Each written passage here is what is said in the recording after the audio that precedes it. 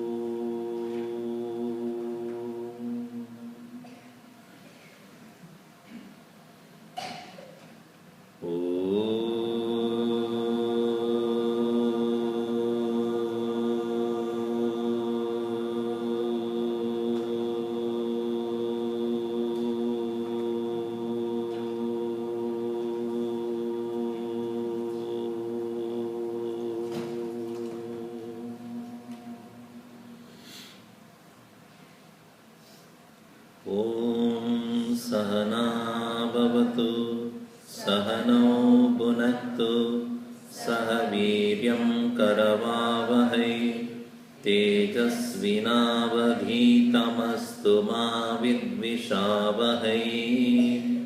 Om Shanti Shanti Shanti. Samasta Jana Kalyani Niratam Karunamayam Namami Chinmayam Devam Sadgurum Brahma Vidvaram.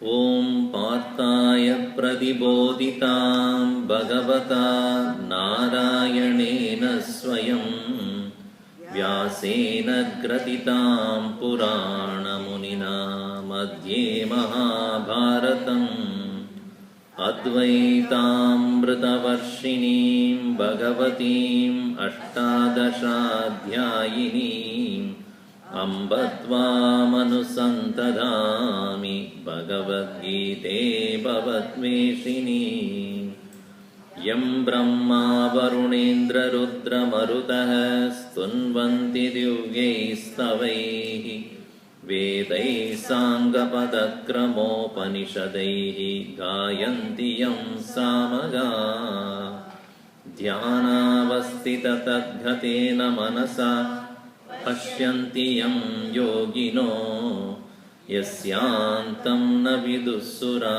Suragana Devaya Tasmai Namaha Devaya Tasmai Namaha.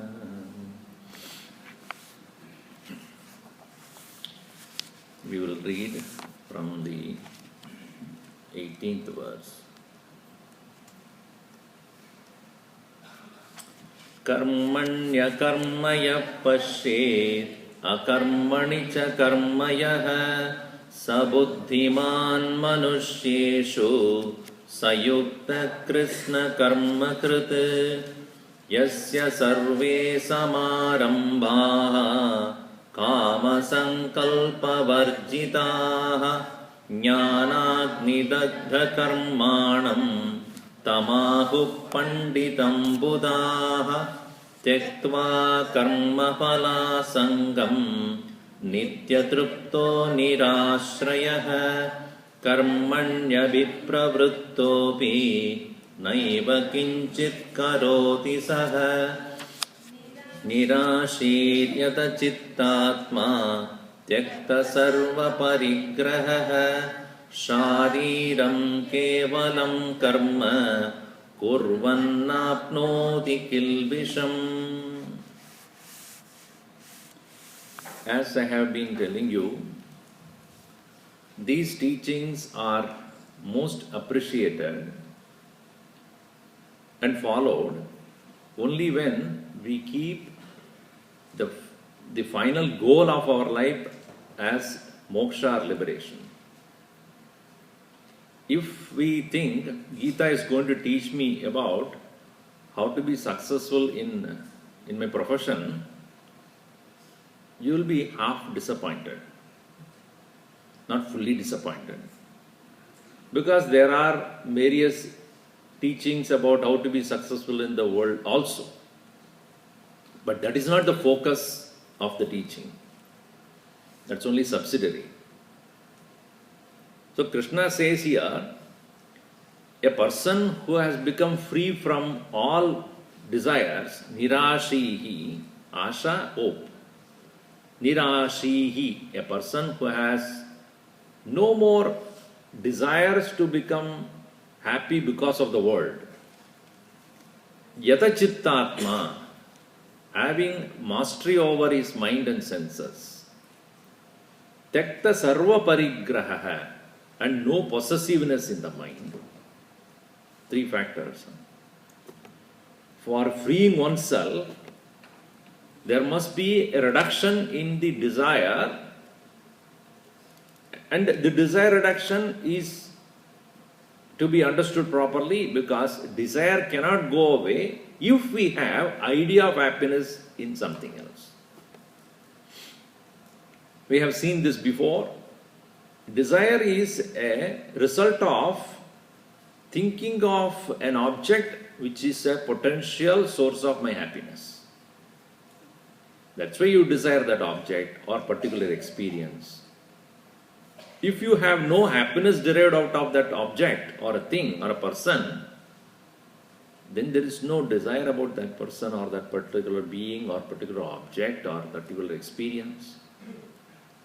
How can we overcome? Swamiji, we want to be happy. Change the source. Understand the real source of happiness. The real source of happiness being one's own being. When that focus has developed, then there is less interest to derive happiness from outside. In Vivek Chudamani, Bhagavan Shankaracharya very clearly says that when you turn your mind towards your own being, yata yata pratyagavastitam manaha tata tata munjadi bhakyavasanaha nishesha mokshe sativasananam atmanubhutihi pradibandha shunya. And whenever your mind is able to withdraw itself from seeking happiness outside to finding fulfillment within, yata yata pratyak avastitam manaha tata tata, then and then bahyavasana munchati, then seeking for external things will get released from you. As you thus reduce your external worldly impressions for joy, impressions mean activities for looking for joy outside, to that extent you will become free. Nishesha mokshe sativasananam. When all the vasanas, as we see that's far away from me now, word vasanas there, vasanas are, when they are reduced, then to that extent the Om, the joyful self which is already within us will become evident. Just like when the clouds are removed, the sunlight becomes self-evident. Mega apaye amshumaniva.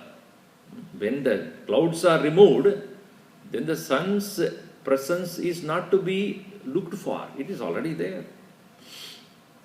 In the same way, Nishesha mokshe sadivasananam atmanubhutihi pradibandha shunya. The experience of the one's own self becomes without any obstacle. So, nirashihi, when the desire to experience things of the world on which I have superimposed the idea of happiness is reduced, yata chittatma, thereby there is certain amount of mastery over the mind and senses. Otherwise, senses are like horses. You put in a chariot, they just run wild. They don't run, they run, meaning uncontrollably they move around wildly. Then how can you ever have, the direction which you can set? And only the horses will set the direction. In the same way, when sense organs are not under our control, they decide what to happen, and not you. Yada chitta atma, then tyakta sarva parigraha. In some houses you go, how many things that are there in the garage and the house. Unbelievable. There are more things inside the garage than anywhere else in the stores also. So many things. Because I want this, I want this, I want whatever I see, I want it. When are you going to use it? That's not question. I want it. So many things are, that is parigraha. Parigraha means possessiveness. Similarly, in our mind also, so many things, undigested thoughts are still sitting there. I want this, I don't like this, I like this. So many things are that like a cobweb sitting there. So, tyakta sarva parigraha, parigrahanam. Parigrahanam is to hold on to, grabbing to yourself. See, it is not going to happen overnight. All of you know, nothing happens overnight. We have to work day and night. Then only overnight something may happen.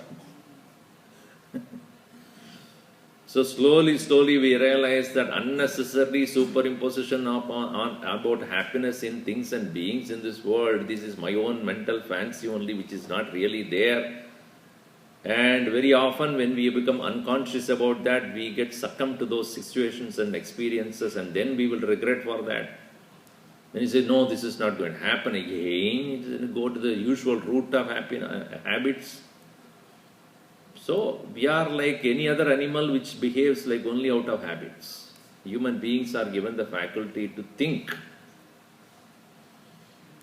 Nirashriyata chittatma tyakta sarva parigraha. So, when a person has excelled in this way, where he has overcome his fanciful desires, had mastery over his senses, and reduced his possessiveness, then what does he do in this world? Krishna asks this question, what does he do in this world? What is his purpose of living in this world?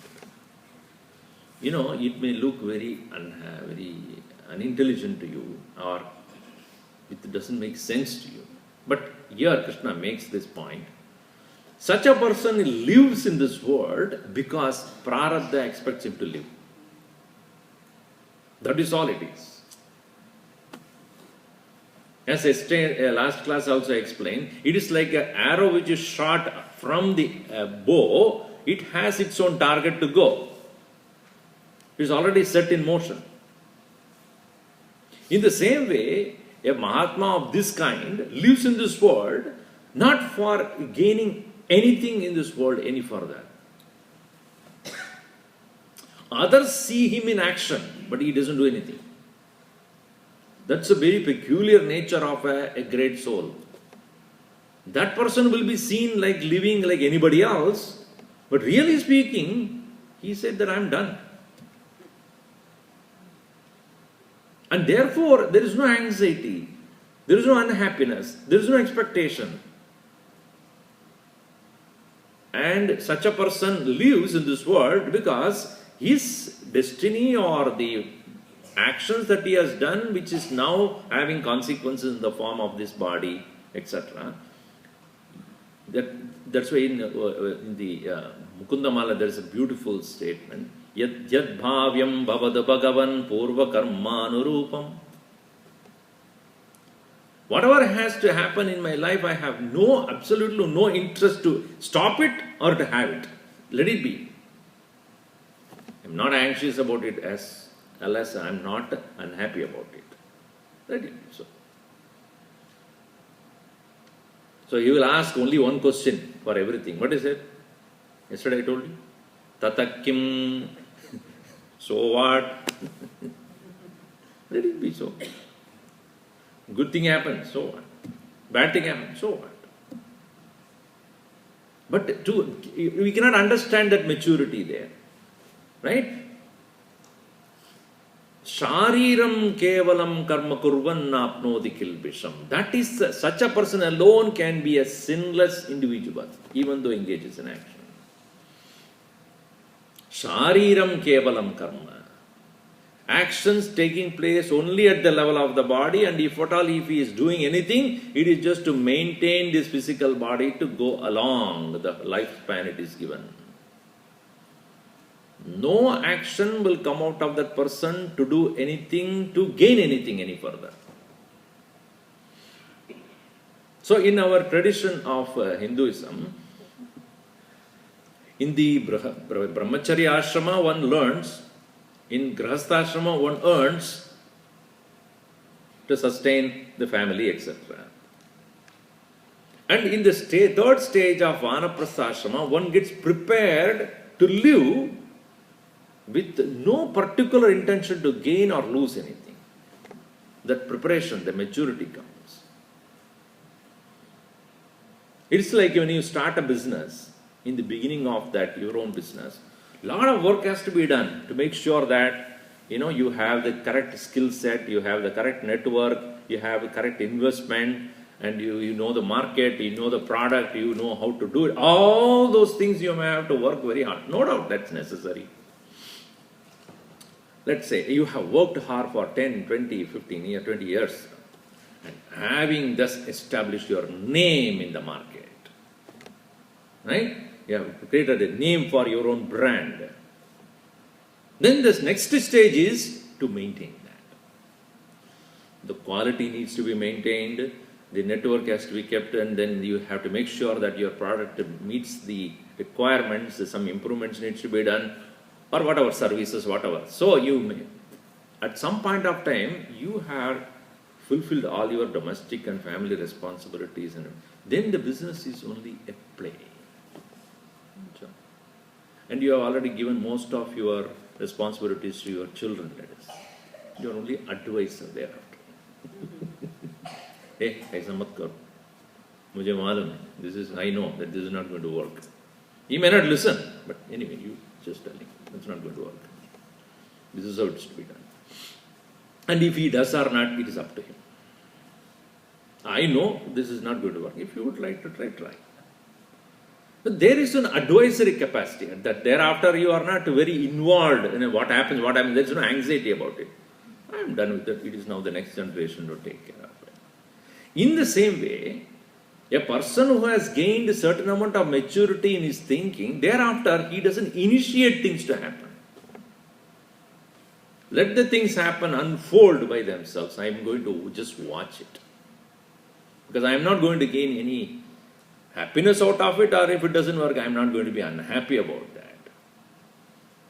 So therefore, in the same way, look at himself, okay, whatever this body has to go through it has been going through, and I was fighting for certain things and I am trying to reject certain things in my life. Now I have come to a stage where I allow it to happen.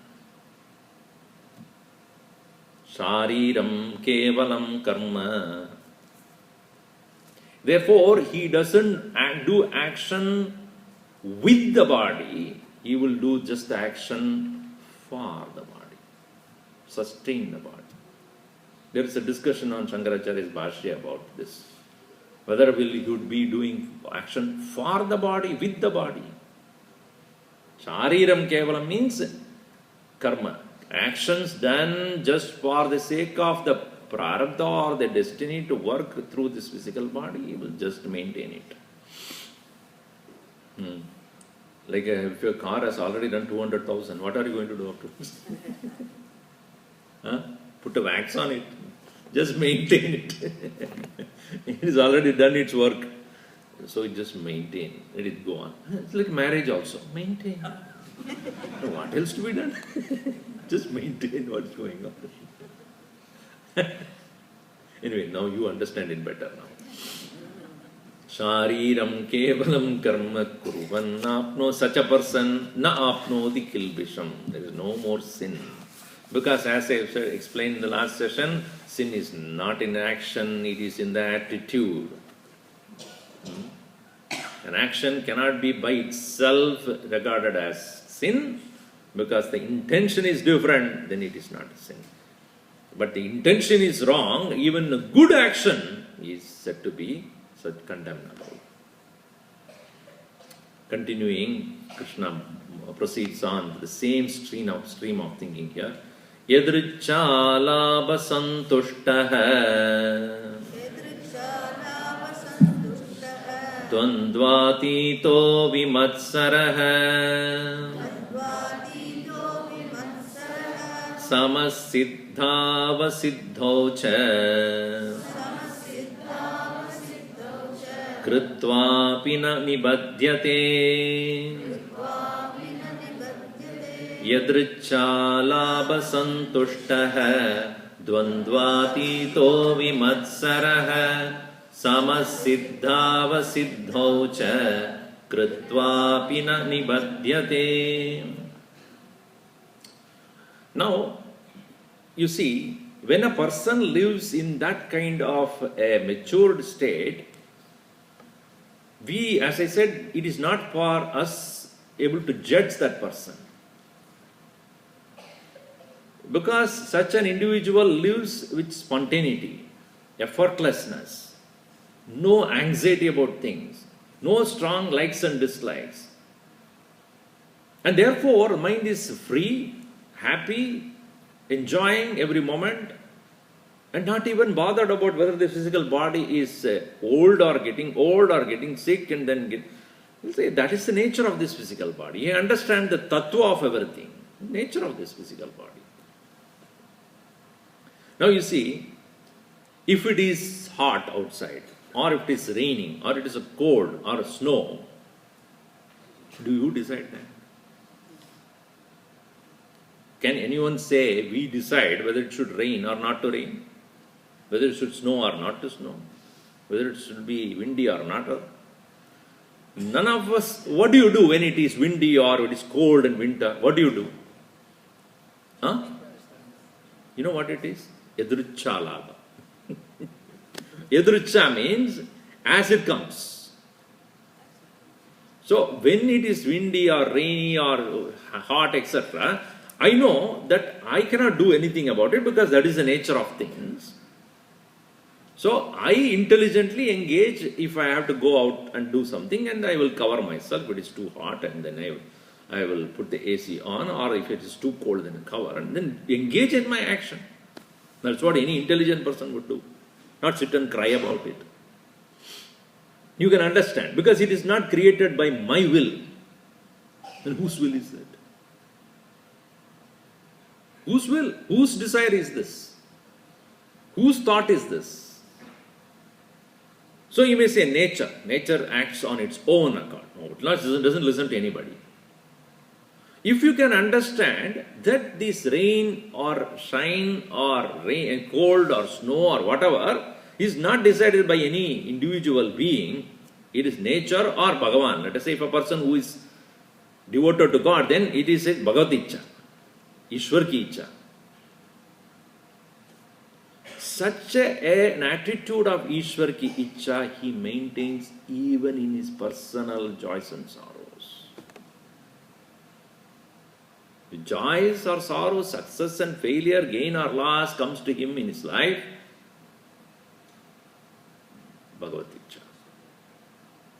So for most of us who say, I am a self-made man, I made things happen. Only after maturity you realize nothing actually you could do it. Not that you have not put effort, etc. You have put effort, you have studied, you have worked hard, etc. But don't you see in your own life, in spite of your own personal effort, many times it doesn't happen the way you want. Look at your own choices in life. Many of the choices you thought that it will be nice, but it did not turn out to be one. Yadrichalabha santushtaha means he who is self-fulfilled, santushtaha, happy, content, whatever comes to him in his life. That maturity comes, that everything is happening for a reason if I know how to keep my mind. Seasons are for reasons, right? Why it is raining? There is a reason. You may not see the reason. Why it is shining? There is a reason. If it is only raining all the time, what the plant will grow? It was only shining all the time, sunshine, like in Southern California. So when every season has got a reason why the whole creation is like this. And creation is like this because there is some amount of intelligence we can attribute to that whole system that is working. So success and failure in individual life also has certain reasons for us to teach certain things. If every time if it's all happiness, you will never get dispassion. You will never know what is Vairagya. If everything is given to you, everything is provided to you, all the time, whatever you get, whatever you want, you get, such a child will never be able to work hard. Is it not true? You may say that I am pampering, I want to give everything of mine to the child. That will be utterly spoiled brat. That fellow will never know what is a hard work. Very often you should deprive that fellow. No, work hard. Then only that fellow know, without working hard, putting my effort, I will not get what I want. So Bhagavan also knows this fellow is given all success, he will never improve. Give some failure in between. It's like while eating payasam, some pickle is also necessary to enhance the taste. Those people who are cooking, they know, I am not a cook, so I do not know. So when you are preparing a sweet, little bit of salt also you put, correct? Yes or no? Those who are cooking properly don't need salt is to be necessary. They enhance the taste. If you want a sambar to be tasty and spicy, you should put little bit of good in that. I am not talking about the Gujarati. And that is totally opposite. Little bit of good is necessary to enhance the spice.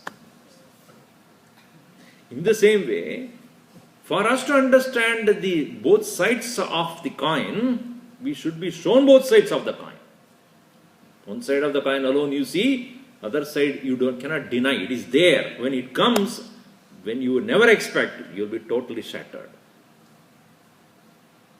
So must show both sides of the coin. That's why you will see here, Yadrichalapa santushtaha. As the things come, he is able to maintain its balance. Yes. That's why he is called as Dvandva Atitaha. You see, next word immediately put that. He sees the duality but not affected by that. He is not seeing only one side of the coin. He sees the other side is also there. If joy is there, sorrow will be there. Happiness is there, unhappiness will be there. Success is there, failure should be there. That only balances it. So this is Dvandva. Dvandva means duality. That is duality that you cannot surpass very easily. Day is there, night will be there. Sun is shining is there, then rain will be there. Unavoidable dualities of life. And our problem is we don't want to. We want only one thing, and another thing we don't want. So when we are doing the arati also, we say, what is that? Om Jaya Jagadisha Hare Swami Jaya Jagadisha Hare Bhakta Janon Ke Sankat Chanime Dur Kare Om Jaya Jagadish. Why Chanime Dur Kare? Why? We don't want to have any unhappiness, only happiness. Bhagavan only smiles. Then you will never improve. I have to give you unhappiness. Then only you will know what the other one is. If Rama is there, Ravana has to be there. For that only Rama came. So Dvandva is there. The whole world is nothing but these pairs of opposites. Joy, sorrow, success, failure, gain, loss, happiness, unhappiness, day and night, youth and old, birth and death. So, understanding they are for a reason. Then one goes beyond that. Dvandva Atita. Atita means going beyond the duality does not mean denying the dualities. Going beyond duality means understanding their reason, understanding their purpose. And not holding on to one and denying the other.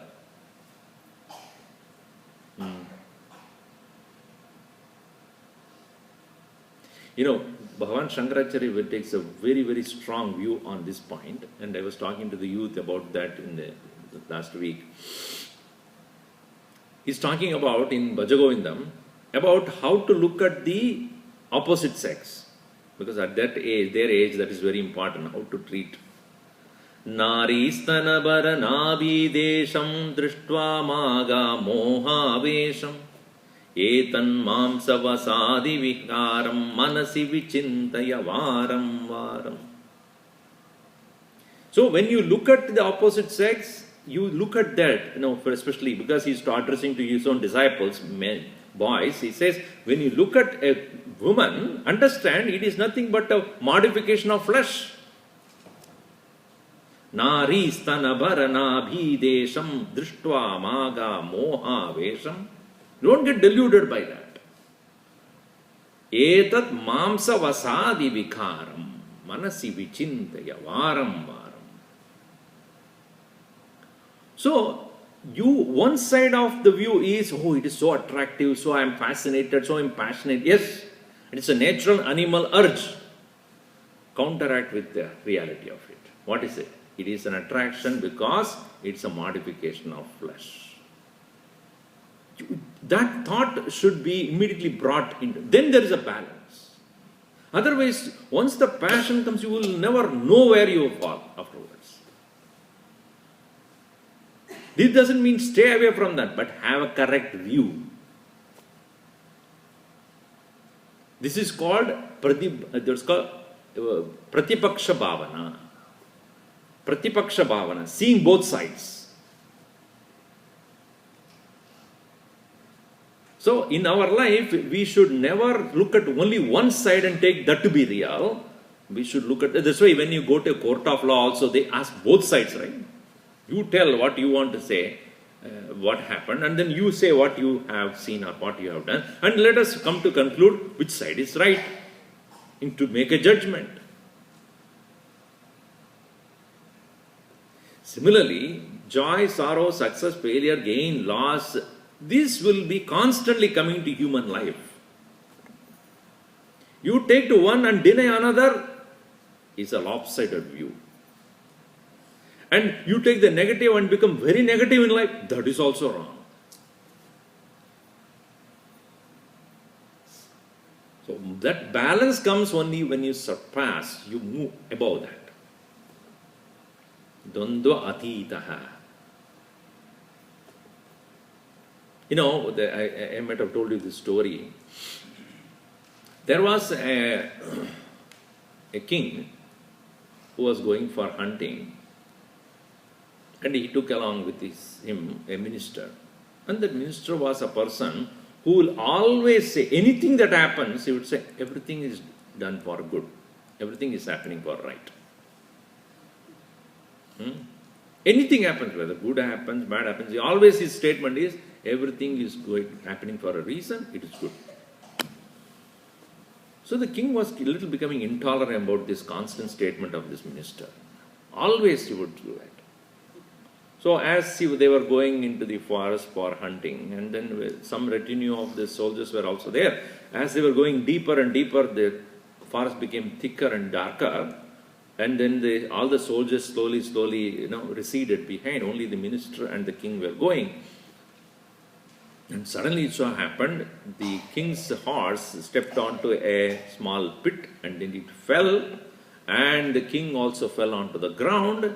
And as he fell onto the ground, he went and hit a rock, sharp rock, and his thumb got cut off completely. It got completely cut off, and the blood was coming out, and then the cut off finger was there. It was bleeding. And the minister came rushing and immediately tore off his cloth, and then part of the cloth, and then tied him, and then put some kind of herbs that were there, and he tied him and made sure that the blood is stopped, and then treated him little. And then he said, King, everything happens for a reason, it is good. That's the last straw in his day. My hand, this finger is broken and gone, and you are saying it is happening for a good reason? Get out of this place. I don't want you anymore. By the time the soldiers came around there, take him and put him in a jail. I'm done with this fellow. Doesn't have compassion. And then angrily the king started walking. I'll just go myself. You all go. Started walking. When he went further with nobody, the local cannibals, those were the inmates of that forest, they caught hold of him, tied him, blindfolded him, bundled him up and took him away. And he was stuffed something in the mouth also, he could not shout and nobody could call. As he was taken away into a deeper forest, and there an opening was there, and so many people like this, similar to this aborigines, they were all sitting there making some dance, and there was a huge form of some deity was there. And this fellow was taken there, he was looking with a shock, what is going to happen? So one fellow was standing with a huge sword in his hand. Today, what did you bring for me? And I said, here we have a very nice meal for today, for all of us. He seemed to be quite a wealthy fellow, fat. So therefore we can have him. Yes, put him on that stone. And then saying something, in his original native language, and he was about to cut that king into many pieces. The king could not say anything because his, as I said, his mouth was stuffed with things. And suddenly he stopped. No, not right. So everybody, what happened? He is amputated. His finger is cut. I cannot give as a sacrifice to this deity. Take him away. Bring something else. So they immediately took him away and then took him back to the same place where they brought him, put him there, removed this cloth from his mouth, and they went. I was, please help me, and he called out for all his people. The soldiers were looking, searching for him, they all came. Saw the condition of the king, they immediately released him, put him on the horse, and the king was speechless. So he reached the palace and he asked, what did you do to the minister? We put him into the jail, we are about to hang him. No, don't do that. Wait. He ran to his prison, that cell, and opened, please come out. What you said is right. What? That, because my finger was cut, I was saved. If I had the finger all right and if I had gone deeper into the forest, I would have been taken and I would not be alive in front of you to talk about it. What you said was right. Everything happens for a reason. Good. So the minister said, when you thus told the soldiers to arrest me and put in jail, that is also happened for a good reason. What do you mean? If I were to accompany you at that point, I would not be standing there to talk to you. You understand? So, therefore, success, failure, joy, sorrow, happiness, unhappiness, it is all given to us for a reason. When we do not see it, then obviously we are unhappy, we are so agitated, disturbed. Why is this happening to me and me only? Dvandva atitaha means one who has thus seen beyond.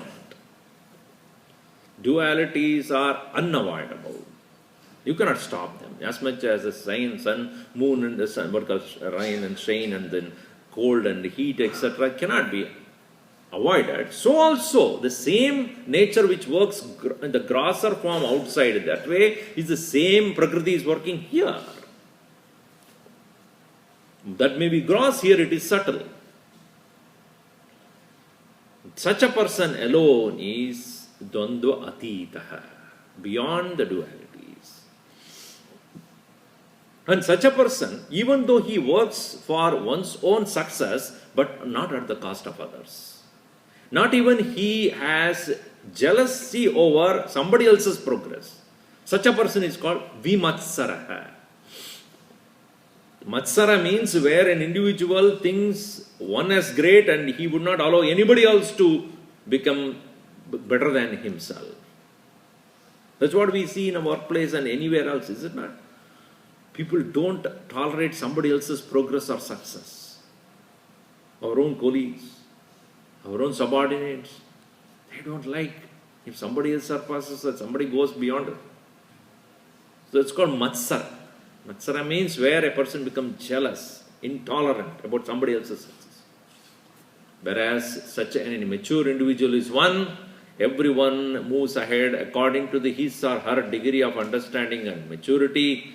And therefore, why should I be jealous about somebody else's progress, somebody else's success? Comparison creates competition. And it creates so much of tension and anxiety and so much of intolerance. So, yadricha labha santushtaha, as the world unfolds in front of him, he is able to meet with no regrets in his mind.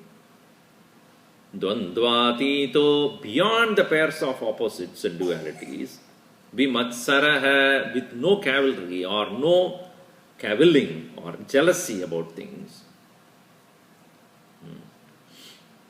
Samasiddha asiddhaucha is same in success and failure. This is as though it is a repetition of the previous one. No, it is not that. Siddhi, accomplishment. Asiddhi, failure. Is same.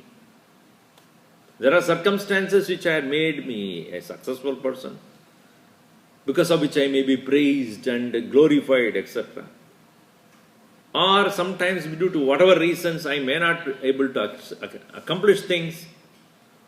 He doesn't blame oneself for that. He doesn't blame the world for that. You know, I recently heard the story of a great person in Sri Lanka. There was a Mahatma who was living there. And this person, during the British time when they were ruling, British was ruling India and Lanka at that time. And in a small city, there was a hospital. And in that city, there were, it so happened, some women were getting pregnant due to their own wrongful relationship with others. And so when they are about to deliver, the government rule was at that time, unless you state who is your husband, you will not be allowed to get into the hospital. The hospital wants to know who is the father of the child, without which they won't allow the delivery. So people were kind of concerned, because you do that at home, etc. It is so dangerous and unhealthy, and both the mother and the child will die. Because those times the hygiene was not that high also, and taking care of that situation was difficult. So they did not know what to do. Then this Mahatma came to know about what is happening there. So he told, when people assembled and said, what do we do in this situation? He said, if the authorities ask who is the mother, who is the father, you just give my name.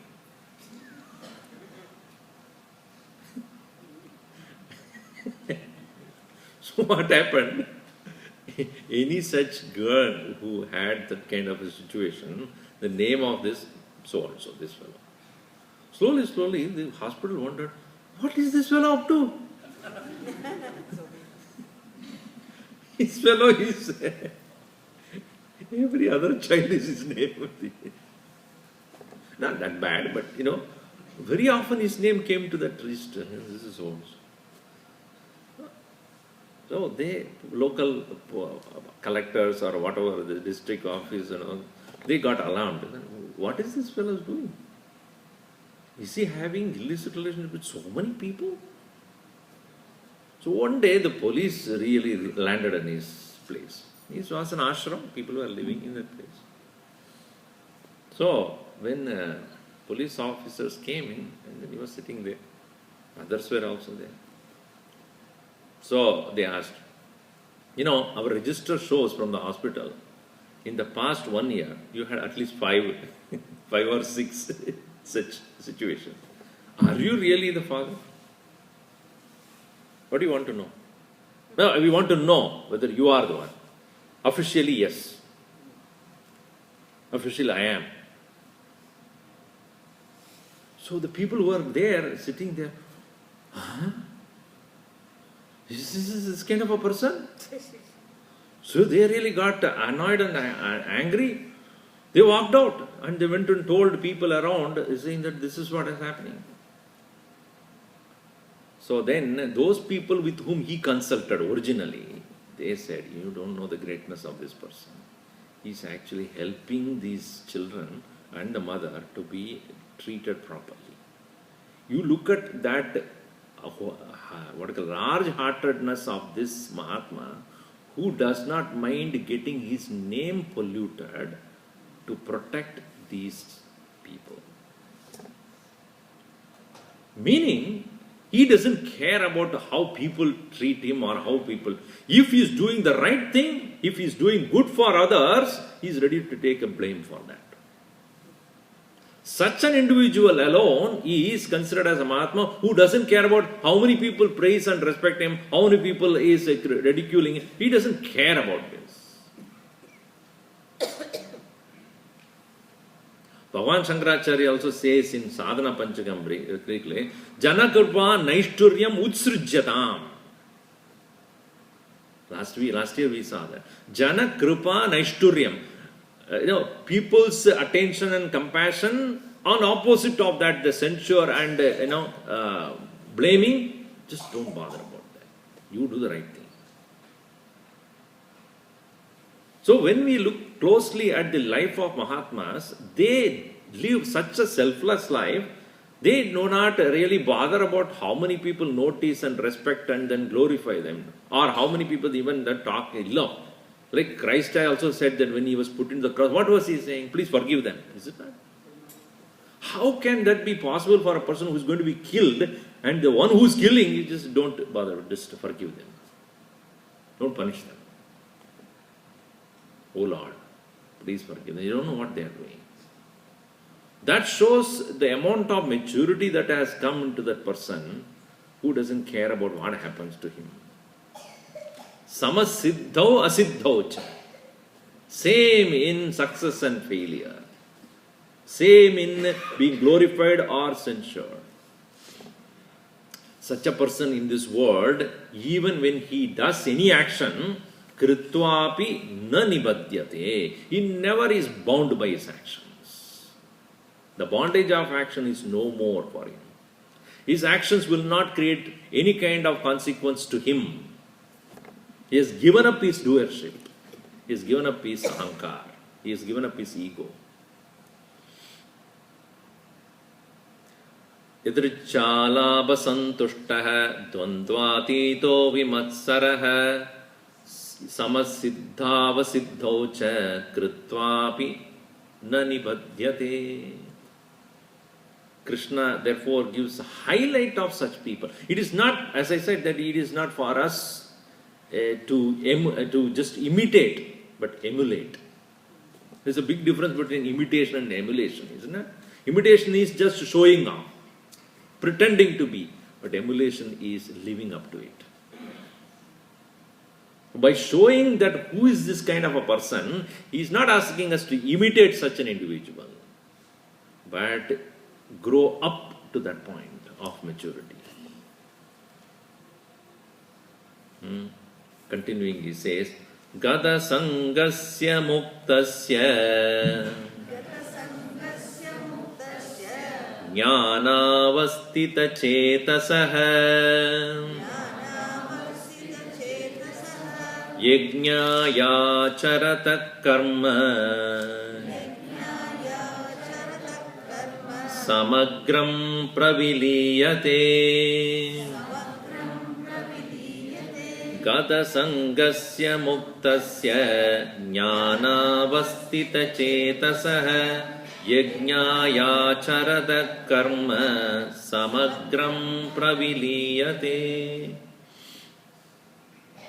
A person who has consciously given up his self-identity, becoming free due to his mind abiding in the correct knowledge, performing all actions as a sacrifice, his all karmas get completely attenuated. Gata sangasya muktasya, of the person who has given up his so-called identity. Now, let me ask this question. Let us say that you are in an official party, some party where it is your own office colleagues and others and your business networking. So, if let us say one person comes to you and says, hey, I am so and so, who are you? Let us say he asks. And you are, let us say, a senior engineer or chief engineer in a company. What do you introduce yourself as? What do you introduce yourself as? You shake hand with him. I am a Hindu.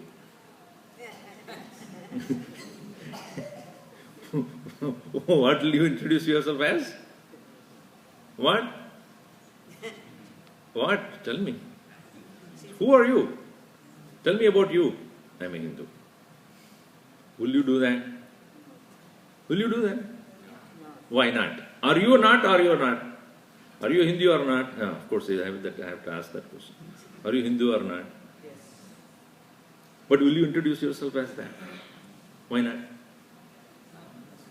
Why not?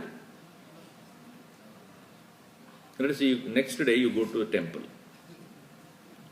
local temple. The priest asks, Aap kaun sa? Oh, what do you say? I am a chief engineer. There, what do you say? Huh? You say, I am a Hindu. Why? Question is the same. Who is asking? Who is asking is very important, right? If you are your business friend is asking, tell me about yourself, you don't start with saying that I am a Hindu. If on the other hand, the priest in your temple is asking the question, what do you say? You start with, because it depends upon where your identity is. Now I ask you one more question. Bhagavan appears in front of you. Who are you? What is your answer? You know, I am an engineer in a local company. What is your identity? Aapka bhakt hu. May your devotee. Don't you say that first? What happened? Even the Hindu is gone. Then the devotion. Devotee I am. Bhagavan Shiva comes in front of you. I am Vaishnu. I am not interested in listening.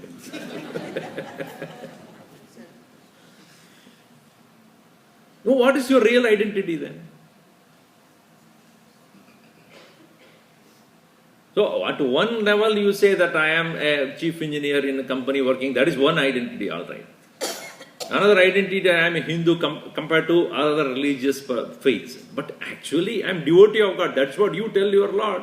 I am a devotee. I am a soul seeking a fulfillment. Really speaking, that is our real identity. I am that soul who has all other superficial identifications so far, but the real identity of me is what? I am a jiva. I am a life. I am a living being. By the grace of the Lord, I am living in this world. The life is provided to me as a grace. So that is our real identity. So therefore, if that understanding is clear and strong, any identity that you have, you understand they are temporary. That is what is mean by Gata Sangasya Muktasya.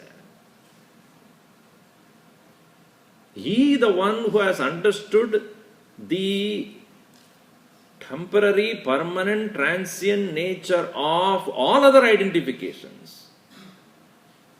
And how did he come to know? Jnana avasthita chetasaha. Mind fully abiding in the correct knowledge. Gata sangasya muktasya jnana avasthita chetasaha.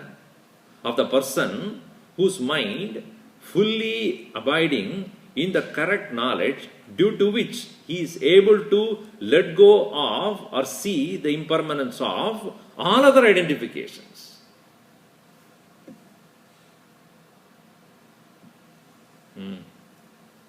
So that is the reason why I ask you often, just stay quietly at some point every day and go deeper to your real identity.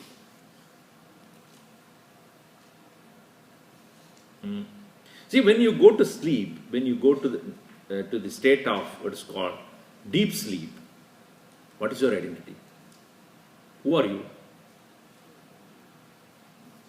When you temporarily lose your identity, it's called sushupti. Permanently, it's called mukti. Temporarily, I lost all my identity. Are you happy or not in sleep? When you say after sleep, I have so much of sorrow in my sleep. Then you didn't sleep. Sorrow belongs to any particular identity you are holding on to. So when you are temporarily you lost all your identity, because ego survives only in identity. It identifies with one thing or the other. Abhiman is the nature of ahankar. Abhimanyate.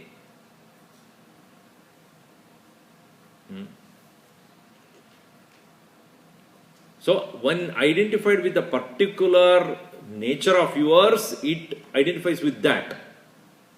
As I said, that when you are in the business meeting, you will say, I am so and so. That is, it is Abhiman. That is its identity. In another place, it identifies with some other nature of yours. That is its Abhiman.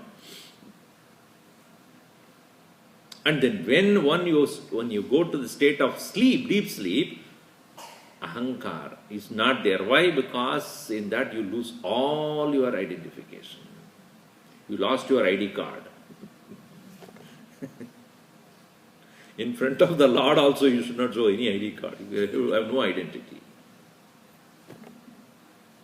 So when it temporarily happens, it is sushupti. When it becomes permanent, it becomes mukti. That is why Gata Sangasya Muktasya. Here Sangha means identity, where he has lost all his so-called identity required for the world to know him. How did he lose it? Jnana avasthita. Avasthita means established. Jnane avasthita chetasaha. The mind of such a person which is identified with the higher knowledge.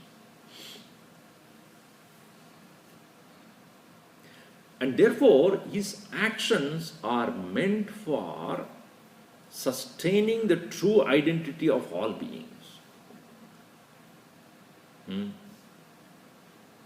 Yajnaya acharataha. His action will become for the sake of sacrifice.